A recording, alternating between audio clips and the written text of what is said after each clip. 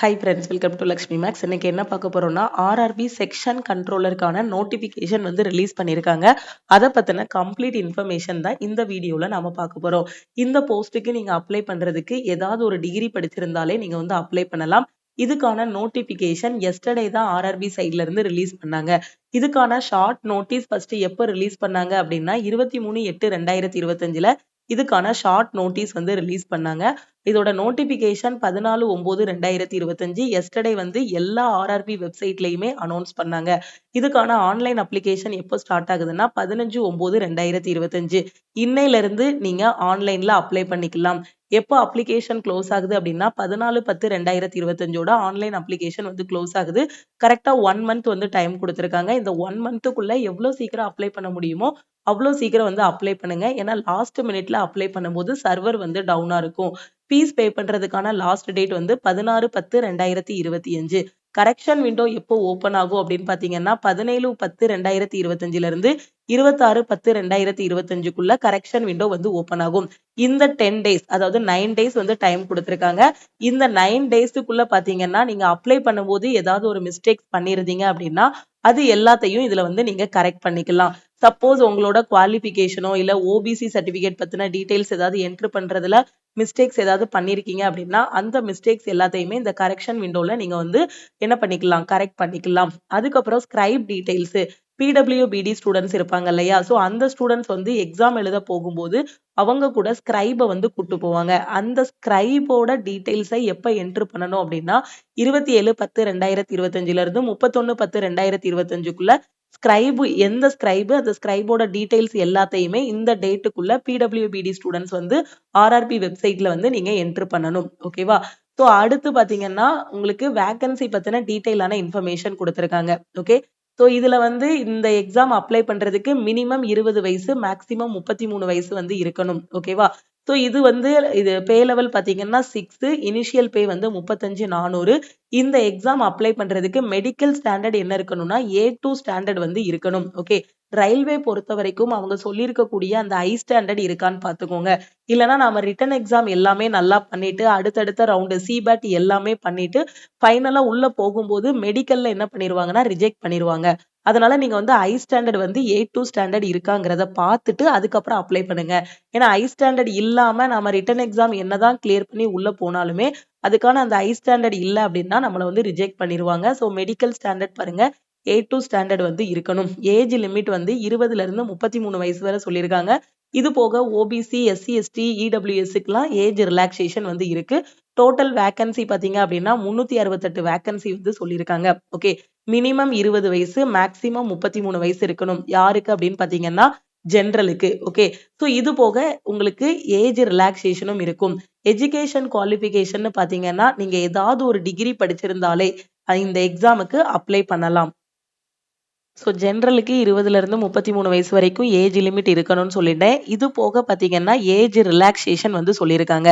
Age relaxation பார்த்தீங்கன்னா ஓபிசிக்கு 3 வருஷம், SC எஸ்டிக்கு 5 வருஷம் இந்த மாதிரி கொடுத்துருக்காங்க. அது போக என்னோட ஏஜ் வந்து 20 இல்ல 33 எனக்கு 33.5 மாதிரி எனக்கு கன்ஃபியூஷனா இருக்கு அப்படின்னு கன்ஃபியூஸ் ஆகிற ஸ்டூடெண்ட்டுக்கு டேட் ஆஃப் பர்த் வந்து கொடுத்துருக்காங்க. அதாவது உங்களோட ஏஜ் லிமிட் 20 to 33 இருக்காங்கிறத எப்படி கண்டுபிடிக்கிறதுங்கன்னா நீங்க யூஆர் ஆர் இடபிள்யூஎஸ் இருக்கீங்கன்னா 2/1/1993 முன்னாடி பிறந்தவங்களா இருக்கக்கூடாது. சப்போஸ் உங்களோட டேட் ஆஃப் பர்த் பாத்தீங்க அப்படின்னா 1/1/1992 இருக்குன்னு வச்சுக்கோங்களேன். ஸோ இந்த டேட்ல இருக்க ஸ்டூடெண்ட் வந்து அப்ளை பண்ண முடியாது. இந்த டேட்டுக்கு முன்னாடி பிறந்தவங்களா இருக்கக்கூடாது. 1/1/1993 கூட அப்ளை பண்ணக்கூடாது. ஓகேவா? அவங்க கொடுத்திருக்க டேட் பாருங்க 20 to 33. அப்ப 2/1/1993 முன்னாடி பிறந்தவங்களா இருக்கக்கூடாது. அதே மாதிரி ஓபிசி நான் கிரீமி லேயர்ல வரீங்கன்னா உங்களோட டேட் ஆஃப் பர்த் 2/1/1990 முன்னாடி பிறந்தவங்களா இருக்கக்கூடாது. எஸ்சி எஸ்டி ஸ்டூடெண்ட்னா 2/1/1988 முன்னாடி பிறந்தவங்களா இருக்கக்கூடாது. லோயர் லிமிட் 20 வயசு அப்படின்னு பாக்குறதுக்கு பாத்தீங்கன்னா 1/1/2006 அப்புறமா பிறந்தவங்களா இருக்கக்கூடாது.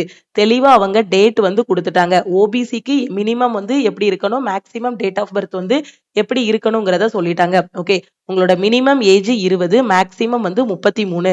உங்களோட டேட் ஆஃப் பர்த் வந்து பாத்துக்கோங்க. நீங்க யூஆர் இடபிள்யூஎஸ் இருக்கீங்கன்னா 2/1/1993 முன்னாடி உங்களோட டேட் ஆஃப் பர்த் வருது அப்படின்னா நீங்க வந்து அப்ளை பண்ண முடியாது. அதே இது நீங்க ஓபிசி நான் கிரீமி லேயரா இருக்கீங்கன்னா 2/1/1990க்கு முன்னாடி உங்களோட டேட் ஆஃப் பர்த் வருது அப்படின்னா ஸோ நீங்களும் அப்ளை பண்ண முடியாது. எஸ்சி எஸ்டிக்கு பாத்தீங்கன்னா 2/1/1988க்கு முன்னாடி டேட் ஆஃப் பர்த் வருது அப்படின்னா நீங்களும் அப்ளை பண்ண முடியாது. அதே மாதிரி உங்களோட மினிமம் ஏஜ் பாத்தீங்கன்னா 1/1/2006க்கு அப்புறம் பிறந்தவங்களா இருக்கக்கூடாது. ஃபார் எக்ஸாம்பிள் உங்களோட டேட் ஆஃப் பர்த் 1/2/2006 இருக்குன்னு வச்சுக்கோங்களேன். அப்ப 2006 தானே சொல்லியிருக்காங்க. அப்ப நான் அப்ளை பண்ணலாமான்னு கேட்டீங்கன்னா அப்ளை பண்ண முடியாது. ஸோ 1/1/2006க்கு அப்புறம் பிறந்தவங்க யாருமே அப்ளை பண்ண முடியாது. ஏன்னா மினிமம் ஏஜ் லிமிட் பாத்தீங்கன்னா 20 சொல்லியிருக்காங்க. இந்த டேட் படி பார்த்தாதான் 20 வயசு ஆகியிருக்கும் உங்களுக்கு. ஓகேவா? ஸோ ஏஜ் ரிலாக்ஸேஷன் வந்து பார்த்துக்கோங்க. மினிமம் 20 மேக்ஸிமம் 33ன்னு சொன்னேன்னா ஜென்ரலுக்கு. நீங்க ஓபிசி நான் கிரீமி லேயரா இருக்கீங்கன்னா 3 வருஷம் ரிலாக்ஸேஷன் கொடுக்குறாங்க.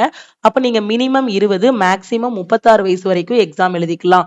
எஸ்சி எஸ்டி ஸ்டூடெண்டா இருக்கீங்கன்னா உங்களுக்கு 5 வருஷம் ரிலாக்ஸேஷன் கொடுக்குறாங்க. மினிமம் 20 மேக்ஸிமம் 38 வயசு வரைக்கும் எக்ஸாம் எழுதிக்கலாம். ஓகே. நீங்க எக்ஸ் சர்வீஸ்மேனா இருக்கீங்க அப்படின்னா ஸோ உங்களோட சர்வீஸ்ல இருந்து 3 இயர்ஸ் வந்து கால்குலேட் பண்ணணும். எக்ஸ் சர்வீஸ்மேன் யூஆரா இருக்கீங்கன்னா அதே இது ஓபிசி நான் கிரீமி லேயர்னா உங்களுக்கு 6 இயர்ஸ். எஸ்சி எஸ்டியா இருக்கீங்க அப்படின்னா உங்க சர்வீஸ்ல இருந்து பாத்தீங்கன்னா 8 இயர்ஸ் வந்து நீங்க என்ன பண்ணிக்கலாம் ஆட் பண்ணிக்கலாம். ஓகே. ஸோ இதே மாதிரி பிடபிள்யூபிடி ஸ்டூடெண்டா இருக்கீங்க அப்படின்னா உங்களுக்கு வந்து யூஆர்ல வரீங்க அப்படின்னா 10 வருஷம் ரிலாக்ஸேஷன் வந்து கொடுக்குறாங்க. அப்போ மினிமம் 20 மேக்ஸிமம் 43 வயசு வரைக்கும் எக்ஸாம் எழுதிக்கலாம். நீங்க ஓபிசி நான் கிரீமி லேயர் பிடபிள்யூபிடி மாற்றுத்திறனாளி ஸ்டூடெண்டா இருக்கீங்கன்னா மினிமம் 20 மேக்ஸிமம் 46 வயசு வரைக்கும் எக்ஸாம் எழுதிக்கலாம். பிடபிள்யூபிடி எஸ்சி எஸ்டி ஸ்டூடெண்டா இருக்கீங்கன்னா மினிமம் 20 மேக்ஸிமம் எத்தனை வயசு வரை 48 வயசு வரை எக்ஸாம் எழுதிக்கலாம். ஏன்னா ஜென்ரலுக்கு பாத்தீங்கன்னா 20ல இருந்து 33ன்னு சொல்லியிருந்தாங்க வயசு. அது போக நீங்க இந்த மாதிரி ரிசர்வேஷன்ல வரீங்க மாற்றுத்திறனாளி ஸ்டூடெண்ட் யூஆர்ல வரீங்க ஓபிசில வரீங்க அப்படின்னா அது கூட உங்களுக்கான ரிலாக்ஸேஷனை ஆட் பண்ணிக்கோங்க. ஓகே. தெளிவா புரிஞ்சிருச்சா? அதே மாதிரி விமன் கேண்டிடேட் வந்து விடோவா இருக்கீங்க இல்ல டிவோர்ஸ் வாங்கிட்டு இருக்கீங்க இல்ல ஜுடிஷியலி செப்பரேட்டடா இருக்கீங்க ரீமேரேஜ் அகைன் மேரேஜ் பண்ணல அப்படின்னா அவங்களுக்கு வந்து யூஆர் இடபிள்யூஎஸ் இருக்கீங்கன்னா 35 வயசு வரைக்கும் எக்ஸாம் எழுதிக்கலாம். ஓபிசி நான் கிரீமி லேயர்னா 38 வயசு வரை எக்ஸாம் எழுதிக்கலாம். எஸ்சி எஸ்டி ஸ்டூடெண்ட் அப்படின்னா 40 வயசு வரைக்கும் நீங்க வந்து எக்ஸாம் எழுதிக்கலாம். இப்போ எஜுகேஷன் குவாலிஃபிகேஷன் பார்த்தீங்கன்னா ஏதாவது ஒரு டிகிரி நீங்க படிச்சிருந்தாலே இந்த எக்ஸாமுக்கு வந்து அப்ளை பண்ணலாம். சப்போஸ் நான் ஃபைனல் இயர் படிக்கிறேன், தேர்ட் இயர் பிஎஸ்சி வந்து படிச்சிட்டு இருக்கேன், இல்ல BE final year fourth year வந்து படிக்கிறேன் அப்படிங்கிற ஸ்டூடெண்ட் பார்த்தீங்கன்னா நீங்க இன்னும் டிகிரி கம்ப்ளீட் பண்ணியிருக்க மாட்டீங்க. ஸோ உங்களோட ஃபைனல் எக்ஸாம்ஸுக்காக வெயிட் பண்ணிட்டு இருப்பீங்க, இல்ல ஃபைனல் இயர் படிச்சிட்டு இருக்கீங்க அப்படின்னா ஸோ நீங்க வந்து அப்ளை பண்ண முடியாது. அதை தான் இங்க சொல்லியிருக்காங்க. Those awaiting results of the final examination of the prescribed minimum educational qualification should not apply. Suppose நீங்க பிஇ முடிச்சுட்டு அடுத்து இப்ப எம்இ படிச்சிட்டு இருக்கீங்கன்னு வச்சுக்கோங்களேன். நீங்க வந்து டிகிரி முடிச்சிட்டீங்க. நீங்க வந்து எம்இ ஃபர்ஸ்ட் இயர் படிச்சாலும் சரி செகண்ட் இயர் படிச்சாலும் சரி நீங்க வந்து அப்ளை பண்ணலாம். இல்ல நீங்க பிஎஸ்சி முடிச்சுட்டு இப்ப எம்எஸ்சி படிச்சிட்டு இருக்கீங்கன்னு வச்சுக்கோங்களேன். அப்ப நீங்க அப்ளை பண்ணலாமான்னு கேட்டீங்கன்னா நீங்க வந்து அப்ளை பண்ணலாம். ஏதாவது ஒரு டிகிரி வந்து நீங்க முடிச்சிருக்கணும். இல்ல டிகிரி முடிக்கிறதுக்கு நீங்க தேர்ட் இயரோ ஃபைனல் இயரோ படிக்கிறீங்க அப்படின்னா நீங்க வந்து அப்ளை பண்ண முடியாது. எக்ஸாமினேஷன் ஃபீஸ்ன்னு பாத்தீங்க அப்படின்னா எவ்வளோனா 500 ரூபாய் ஃபீஸ். யாருக்கு அப்படின்னு பாத்தீங்கன்னா ஜெனரல் கேண்டிடேட்டுக்கு வந்து 500 ரூபாய் வந்து ஃபீஸ் வரும். ஓகே. அதுக்கு வந்து பாத்தீங்கன்னா உங்களோட கம்ப்யூட்டர் பேஸ்டு டெஸ்ட் வைப்பாங்க. இந்த எக்ஸாமோட செலெக்ஷன் ப்ராசஸ் பாத்தீங்கன்னா ஃபர்ஸ்ட் வந்து ஒரு கம்ப்யூட்டர் பேஸ்டு டெஸ்ட் இருக்கும், அதுக்கப்புறம் சிபேட் இருக்கும், அதுக்கப்புறம் டிவி அண்ட் மெடிக்கல் வந்து இருக்கும். ஓகே. ஸோ இந்த கம்ப்யூட்டர் பேஸ்டு டெஸ்ட்டை நீங்க அட்டன் பண்ணிட்டீங்கன்னா நீங்க பே பண்ற 500 ரூபாய் ஃபீஸ்ல 400 ரூபாய் வந்து உங்களுக்கு ரீஃபண்ட் பண்ணிடுவாங்க. யாருக்குன்னா ஜெனரல் கேட்டகரிக்கு. அதே இது நீங்க ஃபீமேல் டிரான்ஸ்ஜெண்டர் இல்ல எக்ஸ் சர்வீஸ்மேனா வரீங்க இல்ல எஸ்சி எஸ்டி ஸ்டூடெண்டா இருக்கிறீங்க இல்ல இடபிள்யூஎஸ் ஸ்டூடெண்டா இருக்கிறீங்க இல்ல பிடபிள்யூபிடி ஸ்டூடெண்டா இருக்கீங்க இதுல ஏதாவது ஒரு கேட்டகரியில வரீங்கன்னா உங்களுக்கு 250 ரூபா தான் ஃபீஸ். அந்த 250 ரூபாயும் பாத்தீங்கன்னா நீங்க ஃபர்ஸ்ட் ரிட்டன் எக்ஸாம் எழுதிட்டீங்க எழுத போயிட்டீங்க அந்த எக்ஸாம் நீங்க அட்டன் பண்ணாலே போதும். ஓகே. அந்த எக்ஸாம் அட்டன் பண்ணீங்கனாலே அந்த 250 வந்து உங்களுக்கு ரீஃபண்ட் பண்ணிடுவாங்க. ஓகே. ஸோ இந்த கேட்டகரியில வர்றவங்க female transgender ex serviceman EWS SC ST பிடபிள்யூபிடியில வர்றவங்க எல்லாருக்குமே பாத்தீங்கன்னா ஃபீஸ் வந்து 250 ரூபா தான். அந்த 250 ரூபாயும் கம்ப்யூட்டர் பேஸ்டு டெஸ்ட் அட்டன் பண்ணதும் உங்களுக்கு வந்து ரீஃபண்ட் பண்ணிடுவாங்க. அது போக மத்த கேட்டகரியில வரவங்க யாரு ஜென்ரல்ல வரக்கூடியவங்க. ஓகே. ஜென்ரல்ல வரக்கூடிய மென்னு. ஓகேவா. அதே மாதிரி ஓபிசில வரக்கூடிய மென்னு. இவங்க 2 பேருக்கும் ஃபீஸ் எவ்வளவு அப்படின்னு பாத்தீங்கன்னா 500 ரூபாய் வந்து ஃபீஸ். 400 ரூபாய் மட்டும் தான் ரீஃபண்ட் பண்ணுவாங்க. அதுவும் நீங்க கம்ப்யூட்டர் பேஸ்டு டெஸ்ட் வந்து அட்டன் பண்ணணும். அப்படி அட்டன் பண்ணா மட்டும்தான் ரீஃபண்ட் வந்து பண்ணுவாங்க. ஓகேவா. சோ அடுத்து என்ன சொல்லியிருக்காங்க, இதோட செலெக்ஷன் ப்ராசஸ் வந்து சொல்லியிருக்காங்க. நீங்க அப்ளை பண்ணி முடிச்சதும் பார்த்தீங்க அப்படின்னா, உங்களுக்கு ஒரு ஹால் டிக்கெட் வந்து ரிலீஸ் பண்ணுவாங்க. அந்த ஹால் டிக்கெட் எடுத்துட்டு உங்களுக்கு அதுல எக்ஸாம் சென்டர் எல்லாமே மென்ஷன் பண்ணியிருப்பாங்க. அந்த எக்ஸாம் சென்டர்ல வச்சு உங்களுக்கு கம்ப்யூட்டர் பேஸ்டு டெஸ்ட் வந்து நடக்கும். ஓகேவா? ஸோ ரிட்டன் எக்ஸாம் வந்து நடக்கும். அதுக்கப்புறம் உங்களுக்கு ஒரு சிபேட் வந்து நடக்கும். இது வந்து கம்ப்யூட்டர் பேஸ்டு ஆப்டிடியூட் டெஸ்ட். ஓகேவா? ஸோ இந்த சிபேட்டுக்கு அப்புறம் பார்த்தீங்கன்னா, உங்களுக்கு வந்து டாக்குமெண்ட் வெரிஃபிகேஷன் வந்து நடக்கும். அதுக்கப்புறம் பார்த்தீங்க அப்படின்னா, உங்களுக்கு மெடிக்கல் எக்ஸாமினேஷன். இந்த ரிட்டன் எக்ஸாமு, சிபேட் அதுக்கப்புறம் டிவி அண்ட் மெடிக்கல் வந்து உங்களுக்கு இருக்கும். ஓகேவா? ஸோ ஃபர்ஸ்ட் ரவுண்டு பார்த்தீங்கன்னா, உங்களுக்கு சிபிடி வந்து இருக்கும். இந்த சிபிடி பார்த்தீங்கன்னா, உங்களுக்கு 120 நிமிஷம் டைம் வந்து குடுக்குறாங்க. 120 நிமிஷம் அப்படிங்கும்போது 2 மணி நேரம் வந்து எக்ஸாம் நடக்கும். கொஸ்டின்ஸ் பார்த்தீங்க அப்படின்னா, உங்களுக்கு 100 கொஸ்டின்ஸ் வந்து கேட்பாங்க. நெகட்டிவ் மார்க் பார்த்தீங்க அப்படின்னா, 1/3 வந்து நெகட்டிவ் மார்க்கு. நெறைய ஸ்டூடண்ட்ஸ் வந்து அப்ளை பண்ணுவாங்க. ஸோ மல்டிபிள் ஷிஃப்ட்ஸ்ல வந்து எக்ஸாம் வந்து நடக்கும். ஒவ்வொரு ஷிஃப்ட்லயும் கொஸ்டின்ஸ் ஒவ்வொரு மாரி இருக்கும். ஒரு ஷிஃப்ட்ல ஈஸியா இருக்கும். ஒரு ஷிஃப்ட்ல மாடரேட், ஒரு ஷிஃப்ட்ல டிஃபிகல்ட்டா இருக்கும். அப்போ ஃபைனலா என்ன பண்ணுவாங்க அப்படின்னு பார்த்தீங்கன்னா, நார்மலைசேஷன் வந்து பண்ணிட்டு சிபிடிக்கு கட் ஆஃப் வந்து ரிலீஸ் பண்ணுவாங்க. அந்த கட் ஆஃப கிளியர் பண்ற ஸ்டூடண்ட்ஸ் எல்லாரையுமே பார்த்தீங்கன்னா, சிபேட்டுக்கு வந்து கூப்பிடுவாங்க. ஓகேவா? ஸோ சிபேட் முடிஞ்சதுக்கு அப்புறம் உங்களுக்கு டிவி அண்ட் மெடிக்கல் வந்து இருக்கும். இந்த கம்ப்யூட்டர் பேஸ்டு டெஸ்ட் வந்து பார்த்தீங்கன்னா, 100 கொஸ்டின் உங்களுக்கு டைம் வந்து 2 மணி நேரம் குடுக்குறாங்க. எந்தெந்த சப்ஜெக்ட்ல இருந்துலாம் கொஸ்டின் இருக்கும் அப்படின்னா, maths, reasoning, science, general awareness இதுல இருந்தா கொஸ்டின்ஸ் வந்து கேட்பாங்க. ஸோ மேத்ஸ பொறுத்தவரைக்கும் என்னென்ன டாபிக்லாம் வரும்னா, number system, ratio and proportion, average, percentage, profit and loss, time, speed, distance, power and work, அதுக்கப்புறம் algebra, linear equation, arithmetic progression, LCM and HCF, geometry, area and volume, probability and statistics. ஓகேவா? So இது எல்லாமே மேக்ஸுக்கான syllabus. அடுத்து data analysis and இன்டர்பிரிட்டேஷன்ல multi source data analysis, examination analysis and inference. So அதாவது இது data இன்டர்பிரிட்டேஷன்ங்கிறது ஒன்றும் இல்லை. ஒரு டயக்ராம் மாதிரி கொடுத்துருப்பாங்க, வென் டயக்ராம் மாதிரி கொடுத்துருப்பாங்க, அப்படி இல்லைன்னா ஒரு பை சார்ட் மாதிரி கொடுத்துருப்பாங்க, இல்லைன்னா ஒரு பார் சார்ட் மாதிரி கொடுத்துருப்பாங்க, இல்லைன்னா ஒரு டேபிள் ஃபார்மெட்ல கொடுத்துட்டு அதை வச்சு உங்களுக்கு கொஸ்டின்ஸ் வந்து கேட்பாங்க. ஓகேவா? இதுதான் டேட்டா இன்டர்பிரிட்டேஷன். டேட்டா அனாலிசிஸ்னா என்னன்னா, டேட்டா சஃபிசியன்சி மாதிரி உங்களுக்கு கொஸ்டின்ஸ் வந்து கேட்டிருப்பாங்க. ஓகே, சேம் நம்ம என்டிபிசிக்கு படிச்சிருக்கோம் இல்லையா, அதே மேக்ஸோட சிலபஸ் தான். அடுத்து ரீசனிங்க்கு பாத்தீங்க அப்படின்னா, உங்களுக்கு syllogism, clock and calendar, assumption, blood relation, family tree, solving logic puzzles. ஓகேவா? ஸோ இதுதான் ரீசனிங்கோட டாபிக். அதே மாதிரி ரீடிங் காம்ப்ரிகன்ஷன் பாத்தீங்கன்னா, ஸோ ஹிஸ்ட்ரியில ஒரு கொஷின் மாதிரி கொடுத்துருவாங்க. ஓகேவா? ஹிஸ்ட்ரியிலயோ இல்லை என்வரான்மெண்ட்டோ இல்லை சயின்ஸ்லயோ பார்த்தீங்கன்னா ஒரு பேராகிராஃப் மாதிரி கொடுத்துட்டு அதுல இருந்து உங்களுக்கு கொஷின்ஸ் வந்து கேட்பாங்க. அடுத்து மென்டல் ரீசனிங் அப்படின்னு பார்த்தீங்கன்னா உங்களுக்கு கோடிங், டிகோடிங் இதுல வரும். அது போக மற்ற டாபிக்ஸ் எல்லாம் இருக்கு இல்லையா, இந்த டாபிக்ஸ் போக ரிமைனிங் வரக்கூடிய ரீசனிங்கோட டாபிக்ஸ் எல்லாமே இதுல வந்துடும். ஓகே, ஸோ கோடிங், டிகோடிங் வரும், ஆர்டர் அண்ட் ரேங்கிங் வரும், அது போக அனாலஜி, சீரீஸ் கம்ப்ளீஷனு, இந்த டாபிக்ஸ் எல்லாமே ரீசனிங்ல வந்துடும். ஆக்சுவலா நீங்க என்டிபிசிக்கு என்ன ரீசனிங்க்கு படிச்சிருக்கீங்களோ அந்த டாபிக்ஸ் எல்லாமே படிக்கணும். என்டிபிசிக்கு என்ன மேக்ஸ் டாபிக் படிச்சிருக்கீங்களோ அந்த மேக்ஸ் டாபிக்ஸ் எல்லாமே படிக்கணும். அதை தான் இங்க வந்து எலாபரேட்டா உங்களுக்கு வந்து கொடுத்துருக்காங்க. Okay, so section wise distribution வந்து கொடுத்துருக்காங்க. டைம் பார்த்தீங்கன்னா 2 மணி நேரம் எக்ஸாம் டைமு, அப்படி இல்லைன்னா 120 மினிட்ஸ்ன்னு சொல்லிக்கலாம். ஓகே, மேக்ஸ்ல வந்து பார்த்தீங்கன்னா உங்களுக்கு 60 கொஸ்டின் வந்து இருக்கு. 60 கொஸ்டின் அப்படிங்கும்போது உங்களுக்கு எதெல்லாம் வருது, உங்களுக்கு இந்த டேட்டா இன்டர்பிரிட்டேஷன், அதுக்கப்புறம் பார்த்தீங்கன்னா மற்ற அரித்மெட்டிக் டாபிக்ஸ், சிம்பிளிஃபிகேஷன் எல்லாம் சேர்த்து 60 கொஸ்டின். அதே மாதிரி லாஜிக்கல் கேப்பபிலிட்டி வந்து 20 கொஸ்டின். அந்த பேராகிராஃப் கொடுத்து ஆன்சர் கேட்பாங்க இல்லையா அது. அடுத்து ரீசனிங் பொறுத்த வரைக்கும் பாத்தீங்க அப்படின்னா உங்களுக்கு 20 கொஸ்டின் வந்து கேட்கறாங்க. டோட்டலா பாத்தீங்கன்னா 100 கொஸ்டின்ஸ். இந்த லாஜிக்கல் கேப்பபிலிட்டிலே பாத்தீங்கன்னா உங்களுக்கு என்ன வந்துரும் அப்படின்னா ஹிஸ்டரியா, இல்லைன்னா பாலிட்டி, இல்லைன்னா சயின்ஸ், இல்ல என்வரான்மெண்ட், இல்ல கரண்ட் ஈவெண்ட், அதுல இருந்து கொஸ்டின் வந்து கேட்டுருவாங்க. ஆக்சுவலா இது ஒன் லைனரா இருக்காது. இந்த லாஜிக்கல் கேப்பபிலிட்டி பாத்தீங்கன்னா ஒரு பேராகிராஃப் மாதிரி கொடுத்துட்டு அதுல இருந்து கொஸ்டின்ஸ் வந்து கேட்பாங்க. அப்போ ஃபர்ஸ்ட் நீங்க ஃபோக்கஸ் பண்ணி படிக்கும்போது பாத்தீங்கன்னா மேக்ஸ் வந்து நல்லா படிச்சிடணும். ஏன்னா மேக்ஸ்ல 60 கொஸ்டின் வந்து வருது. ஓகேவா? ஸோ அந்த 60ல பாத்தீங்கன்னா நீங்க வந்து பேசிக் மேக்ஸும் படிக்கணும், அட்வான்ஸ் மேக்ஸும் படிக்கணும். ஓகே, இதுலயே சிம்பிளிஃபிகேஷன் கொஸ்டினும் படிக்கணும், அரித்மெட்டிக் கொஸ்டினும் படிக்கணும், டேட்டா அனாலிசிஸ் கொஸ்டினும் படிக்கணும், டேட்டா இன்டர்பிரிட்டேஷனும் நீங்க கவர் பண்ணணும். ஏன்னா 100ல 60 மார்க் வந்து இதுல இருந்தே வந்துருது. அது போக ரீசனிங்ல இப்ப என்னெல்லாம் படிச்சிருக்கீங்களோ அந்த டாபிக்ஸ் எல்லாமே தரவா படிச்சிடணும். இந்த 2 டாபிக்கையும் தரவா படிச்சிட்டீங்கன்னா இதுலயே உங்களுக்கு 80 கொஸ்டின் வந்து அடிச்சிடலாம். அது போக இந்த லாஜிக்கல் கேப்பபிலிட்டிக்கு அந்த பேராகிராஃப் மாதிரி இருக்கக்கூடிய கொஸ்டின்ஸ் எடுத்து நீங்க வந்து சால்வ் பண்ணணும். ஓகேவா? ஸோ அதாவது ஹிஸ்டரியில இப்ப நமக்கு எம்சிக்யூல கேட்கறாங்க இல்லையா, அந்த எம்சிக்யூ டைப் அப்படியே கேட்காம ஒரு பேராகிராஃப் மாதிரி கொடுத்துட்டு அதுல நாம என்ன புரிஞ்சிருக்கோம் அப்படிங்கிற மாதிரி அதுல இருந்து கொஸ்டின் கேட்பாங்க. கிட்டத்தட்ட இங்கிலீஷ்ல ரீடிங் காம்ப்ரிகென்ஷன்ல சில கொஸ்டின் வரும் இல்லையா, அது மாதிரி இருக்கும் இது. ஓகே. அப்போ ஃபர்ஸ்ட் நீங்க படிக்கும்போது எதை ஃபோக்கஸ் பண்ணி படிக்கணும் அப்படின்னா, மேத்ஸும், ரீசனிங்கும் ஃபர்ஸ்ட் முடிச்சிரணும். அதுக்கப்புறமா இந்த லாஜிக்கல் கேப்பபிலிட்டி. ஓகே. இப்ப என்டிபிசிக்கு என்னென்ன மேத்ஸ் சிலபஸ் இருக்கோ, என்னென்ன ரீசனிங் சிலபஸ் இருக்கோ, இத தரோவா படிச்சிட்டீங்கனாலே நீங்க கட் ஆஃப்க்கு மேல மார்க் எடுத்தே கிளியர் பண்ணிரலாம். அது போக லாஜிக்கல் கேப்பபிலிட்டி வந்து ஈஸி தான். நீங்க வந்து மனப்பாடம் பண்ண வேண்டியது எதுவுமே இல்ல. மத்த எக்ஸாமுக்காவது பாத்தீங்கன்னா, ஹிஸ்டரி, பாலிட்டி, ஜியோகிராஃபி, கரண்ட் அஃபேர்ன்னு மனப்பாடம் பண்ணணும். இத பொறுத்த வரைக்கும் அவங்க குடுத்துருவாங்க. அதுல இருந்து புரிஞ்சு நம்ம வந்து ஆன்சர் பண்ணணும். ஓகே. சோ மத்த என்டிபிசி, குரூப் டி எல்லாத்தையும் கம்பேர் பண்ணும்போது இதுல வந்து சிலபஸ் வந்து ஓரளவுக்கு கம்மி தான்.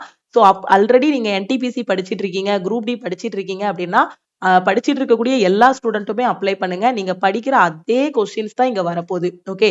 சோ அது போக இங்க வந்து மினிமம் குவாலிஃபையிங் மார்க்ன்னு குடுத்திருக்காங்க. சோ இது வந்து தேவையில்ல. ஒவ்வொரு கேட்டகரிக்கும் எவ்வளவு பெர்சன்டேஜ் எடுக்கணும்ங்கறத குடுத்திருக்காங்க. சோ இது வந்து பாத்தீங்கன்னா, இந்த மார்க்க வச்சு உங்களுக்கு போஸ்டிங் வந்து இருக்காது.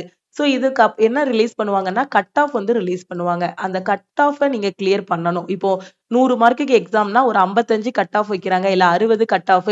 ஒவ்வொரு கேட்டகரிக்கும் கட் ஆஃப் பிரிச்சுருவாங்க. எஸ்சி, எஸ்டி ஸ்டூடெண்ட்க்கு இந்த மார்க், ஓபிசிக்கு இது, ஜெனரலுக்கு இதுன்னு கட் ஆஃப் வந்து பிரிச்சுருவாங்க. அந்த மார்க்க நீங்க கிளியர் பண்ணணும். அத விட அதிகமான மார்க் வந்து எடுக்கணும். இது வந்து நார்மலா ஒவ்வொரு கேட்டகரிக்கும் குவாலிஃபையிங் மார்க் வந்து குடுத்திருப்பாங்க. சோ இது வந்து இம்பார்ட்டன்ட் கிடையாது. ஓகே. சோ நீங்க கட் ஆஃப் விட அதிகமான மார்க் எடுத்துட்டீங்கனாலே உங்களோட செலக்ஷன் வந்து கன்ஃபார்ம். ஓகே. அடுத்து வந்து சிபேட். இத என்ன சொல்லுவாங்கன்னா, கம்ப்யூட்டர் பேஸ்ட் ஆப்டிட்யூட் டெஸ்ட்ன்னு சொல்லுவாங்க.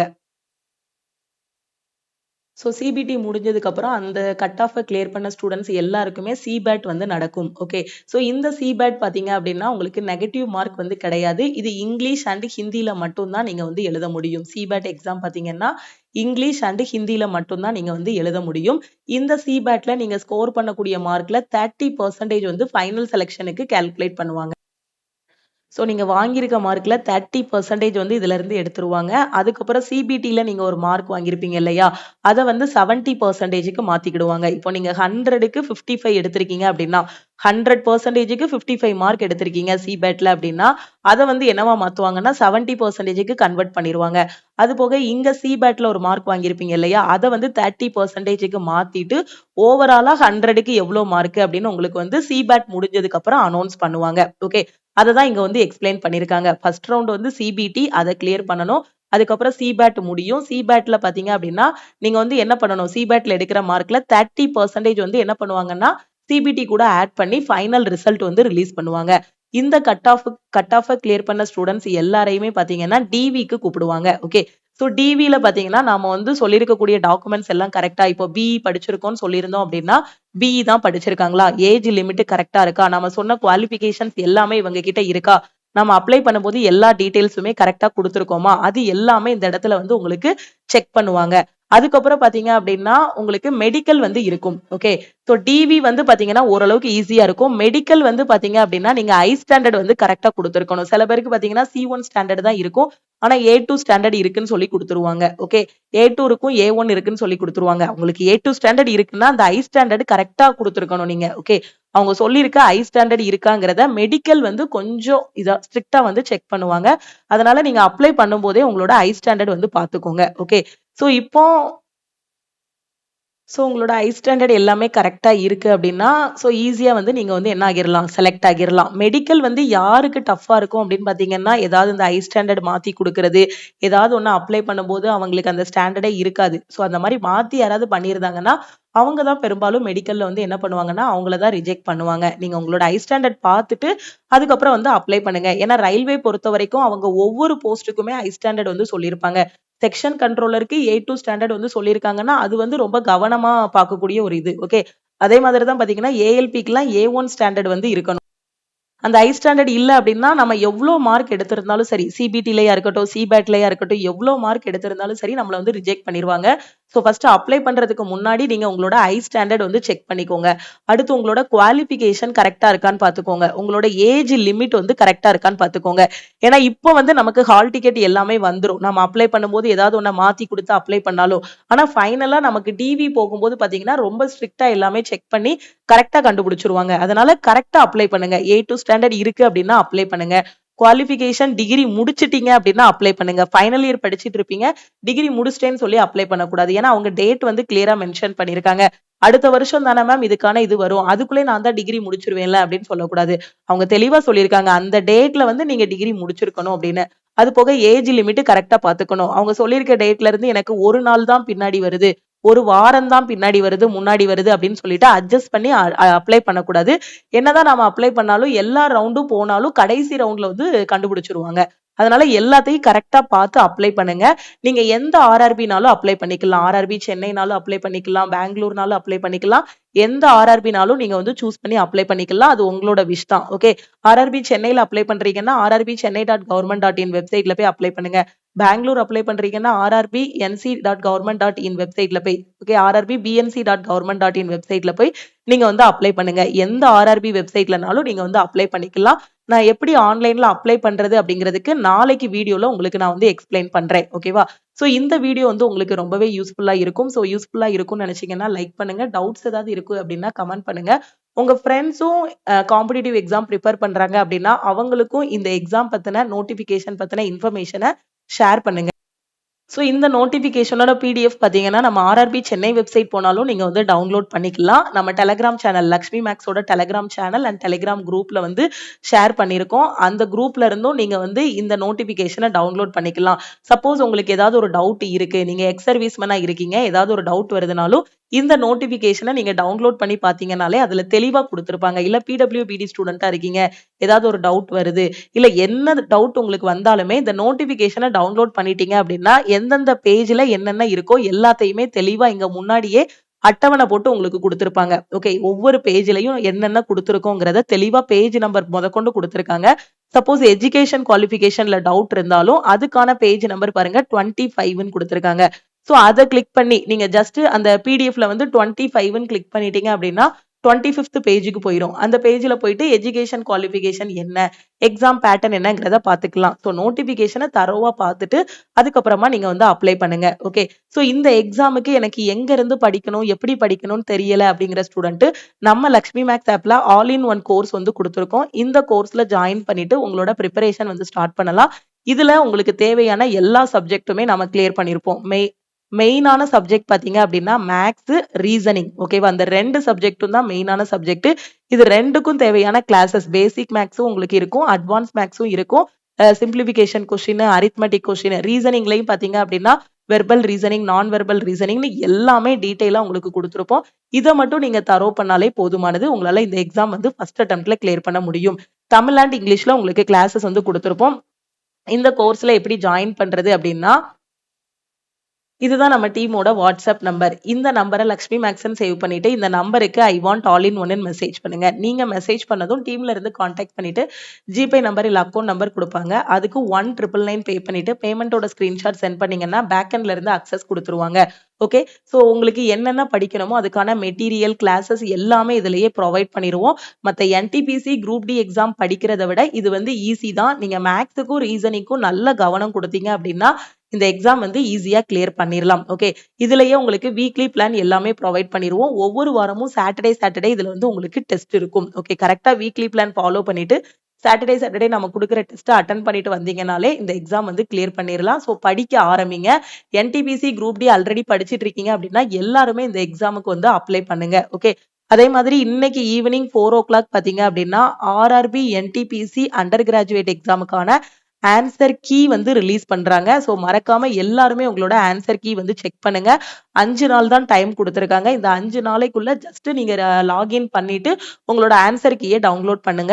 ஏதாவது ஒரு அப்ஜெக்ஷன் இருக்கு அப்படின்னாலும் அப்ஜெக்ஷன் ரைஸ் பண்றதா இருந்தாலுமே அது எல்லாமே எப்படி ரைஸ் பண்ணணுங்கிறத நான் அடுத்த வீடியோல உங்களுக்கு எக்ஸ்பிளைன் பண்றேன். அந்த 5 நாளையும் மிஸ் பண்ணிடாதீங்க. 15ஆம் தேதியில இருந்து 20ஆம் தேதிக்குள்ள நீங்க வந்து ஆன்சர் கீ டவுன்லோட் பண்ணிக்கலாம். அதுல ஏதாவது ஒரு அப்ஜெக்ஷன் இருந்துச்சு அப்படின்னாலும் அப்ஜெக்ஷன்னாலும் நீங்க பண்ணிக்கலாம். அது மாதிரி குரூப் டி எக்ஸாம் பார்த்தீங்கன்னா நவம்பர்ல இருந்து டிசம்பர் வரைக்கும் உங்களுக்கு குரூப் டி எக்ஸாம் வந்து இருக்க போகுது. ஸோ அதுக்கான ஹால் டிக்கெட், சிட்டி இன்டிமேஷன் எல்லாமே கூடிய சீக்கிரத்துல ரிலீஸ் பண்ணிடுவாங்க. ஸோ இன்னொரு 2 மாசம் வந்து டைம் இருக்கு. குரூப் டிக்கு அப்ளை பண்ணிட்டேன், நான் இன்னும் படிக்கவே ஆரம்பிக்கலங்கிற ஸ்டூடெண்ட் நம்ம லக்ஷ்மி மேக்ஸ் ஆப்ல குரூப் டிக்கான ஃபைனல் செலெக்ஷன் பேட்ச் வந்து ஸ்டார்ட் பண்ணியிருக்கோம். இந்த பேட்ச்ல ஜாயின் பண்ணிட்டு உங்களோட குரூப் டி எக்ஸாமோட ப்ரிப்பரேஷன் வந்து ஸ்டார்ட் பண்ணலாம். அதே மாதிரி குரூப் டிக்கு நான் டெஸ்ட் பிராக்டிஸ் பண்ணணும், எங்க இருந்து டெஸ்ட் எடுக்கணும், எப்படி எடுக்கணும்னு தெரியாத ஸ்டூடெண்ட் லக்ஷ்மி மேக்ஸ் ஆப்ல இருக்கக்கூடிய குரூப் டியோட டெஸ்ட் பேட்ச்ல நீங்க ஜாயின் பண்ணிக்கலாம். தமிழ் அண்ட் இங்கிலீஷ்ல உங்களுக்கு டெஸ்ட் வந்து இருக்கும். ஓகே, நாளைக்கு வீடியோல எப்படி அப்ளை பண்ணணும் அப்படிங்கிறத நான் வந்து உங்களுக்கு தெளிவா எக்ஸ்பிளைன் பண்ணி வீடியோ அப்லோட் பண்ணிடுறேன். அதை பார்த்துட்டு கவனமா அப்ளை பண்ணுங்க. ஏன்னா அப்ளை பண்ணும்போது ஏதாவது மிஸ்டேக் பண்ணிட்டோம் அப்படின்னா அது இன்னைக்கு பாதிக்காது, நம்ம நாளைக்கு டிவில போய் நிப்போம் இல்லையா, அந்த டைம்ல தான் நமக்கு பிரச்சனை வரும். அப்பதான் கேட்பாங்க, நீங்க அப்ளை பண்ணும்போது ஏன் கவனமா பண்ணல, அப்ப இது வந்து ரியல் ஆகும், உங்க நேம் வந்து இந்த இதுல வேற மாதிரி இருக்கு, இதுல வேற மாதிரி இருக்குங்கிற மாதிரி நிறைய கன்ஃபியூஷன் வரும். அதனால அப்ளை பண்ணக்கூடிய ஸ்டேஜ்ல இருந்து ஒரு எக்ஸாமுக்கு படிக்கிறதா இருக்கட்டும், அதோட ஹால் டிக்கெட் வரும்போதா இருக்கட்டும், டிவி போறதா இருக்கட்டும், இல்ல சிபேட் எக்ஸாம் போறதா இருக்கட்டும், எல்லாமே பெர்ஃபெக்ட்டா பண்ணிட்டோம் அப்படின்னா ஈஸியா போஸ்டிங் வாங்கிடலாம். அப்ளிகேஷன்ல இருந்து படிக்கிறதுல இருந்து கடைசி டிவி போற வரைக்கும் எல்லாமே கரெக்டா பெர்ஃபெக்ட்டா பண்ணிடணும். ஓகேவா? நம்ம டெலிகிராம் குரூப், டெலிகிராம் சேனல்ல இன்னும் ஜாயின் பண்ணல அப்படின்னா டெலிகிராம் குரூப் அண்ட் சேனல்லையும் ஜாயின் பண்ணிக்கோங்க. இன்ஸ்டாகிராம்லயும் லக்ஷ்மி மேக்ஸை ஃபாலோ பண்ணிக்கோங்க. திருப்பியும் நாம வந்து நெக்ஸ்ட் கிளாஸ்ல மீட் பண்ணலாம். இந்த எக்ஸாம் பத்தி வேற எதுவும் டவுட் இருக்கு அப்படின்னா மறக்காம இந்த நம்பருக்கு வாட்ஸ்அப்ல மெசேஜ் பண்ணுங்க. ஓகே, எந்த டிகிரி படிச்சிருந்தாலும் நீங்க வந்து அப்ளை பண்ணலாம். எஜுகேஷன் குவாலிஃபிகேஷன் பத்தி நீங்க கன்ஃபியூஸே ஆக வேண்டாம். ஏதாவது ஒரு டிகிரி படிச்சிருந்தீங்கனாலும் போதும், எக்ஸ்பீரியன்ஸ் எதுவுமே தேவையில்ல. ஃப்ரெஷர்ஸ் எல்லாமே அப்ளை பண்ணலாம். ஹை ஸ்டாண்டர்ட் மட்டும் பாத்துக்கோங்க. நான் திருப்பி திருப்பி அதான் சொல்றேன். ஓகே, ஹை ஸ்டாண்டர்ட் வந்து A2 இருக்கா அப்படிங்கிறத பாத்துக்கோங்க. ஏஜ் லிமிட்டும் கரெக்டா இருக்காங்கிறத பாத்துக்கோங்க. குவாலிஃபிகேஷனும் கரெக்டா இருக்காங்கிறத பாத்துக்கோங்க. ஏதாவது ஒரு டிகிரி பிஎஸ்சியோ பிகாமோ இல்ல பிஇஓ ஏதாவது ஒரு டிகிரி முடிச்சிருந்தீங்கனாலும் அப்ளை பண்ணலாம். ஓகேவா? அது மாதிரி இந்த வாரம் சாட்டர்டே நம்ம லக்ஷ்மி மேக்ஸ் ஆப்ல ஆர்ஆர்பி குரூப் டிக்கான மெகா லைவ் டெஸ்ட் வந்து கொடுத்திருந்தோம். அந்த டெஸ்ட் வந்து நடந்துட்டு இருக்கு. ஸோ மெகா லைவ் டெஸ்ட் வந்து போயிட்டு இருக்கு. குரூப் டி அப்ளை பண்ணிருக்கீங்க, குரூப் டி எக்ஸாமுக்கு படிச்சிட்டு இருக்கீங்கன்னா இந்த டெஸ்ட் அட்டன் பண்ணிட்டு ஆல் ஓவர் தமிழ்நாட்டுல உங்களோட ரேங்க் வந்து பாத்துருங்க. நம்ம லக்ஷ்மி மேக்ஸ் ஆப்புக்குள்ள குரூப் டியோட டெஸ்ட் பேட்சுக்குள்ள வந்தீங்கன்னா ஃபர்ஸ்ட் ஃபோல்டரே பாத்தீங்கன்னா மெகா லைவ் டெஸ்ட் தான். ஸோ அதை கிளிக் பண்ணி டெஸ்ட்டை வந்து தமிழ் அண்ட் இங்கிலீஷ்ல அட்டன் பண்ணுங்க. ஓகே, திருப்பியும் நெக்ஸ்ட் கிளாஸ்ல மீட் பண்ணலாம். உங்க ஃப்ரெண்ட்ஸுக்கும் மறக்காம இந்த வீடியோவை ஷேர் பண்ணுங்க. தேங்க்யூ.